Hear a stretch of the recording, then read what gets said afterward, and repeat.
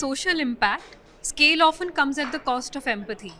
Can technology truly scale compassion, or does it risk standardizing human problems? So, finally, any social change that is happening, there will be human to make it possible. Okay. But with help of technology, with help of AI, we can make it a scalable impact. That is, it is not human versus technology. It is human and technology coming together to solve any problem, and especially any kind of social problem. Whatever we are working on, either it is education, it is health, or it is environment, and empathy will be always be there, because ideation will come from human only. Yes. Yeah. Right. My next question for you is, you're being recognized for social impact today. What was the hardest assumption you had to unlearn to get here?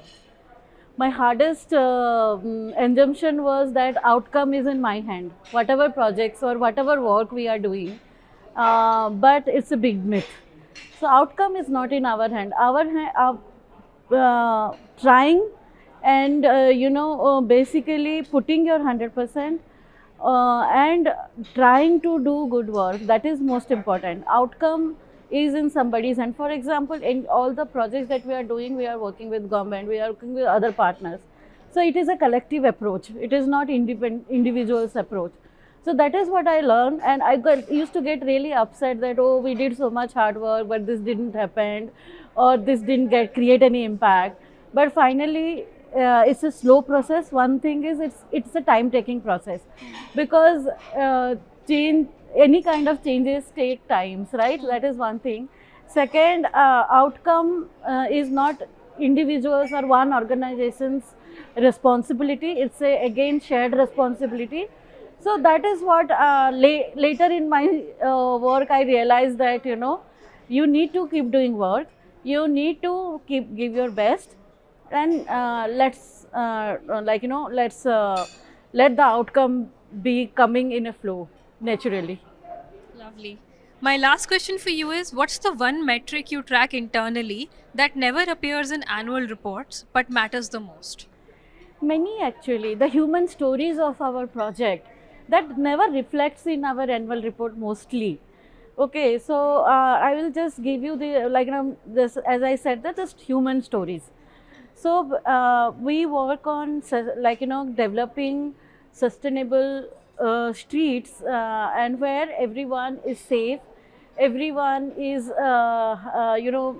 having fun and feel inclusive, feel that belongingness in that ecosystem.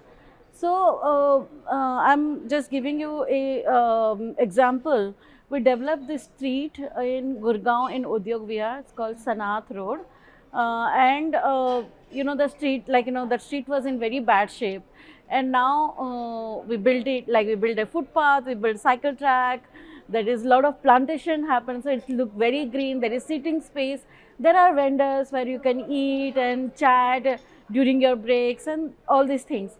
So there was few women going, and we just overheard that, oh my god, I feel so good now, walking in the street, and now we can even sit a little bit and rest, kind of thing. That whole human stories, the impact we measure in numbers, but the storytelling never comes in any annual report or any impact study or anything.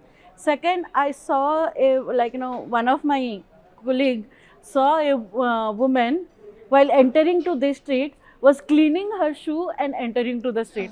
It is like the divine space for them. Lovely. It's nothing. It's just a footpath, cycle track, where the entire city should be look like that. Yes. But just imagine how important it is.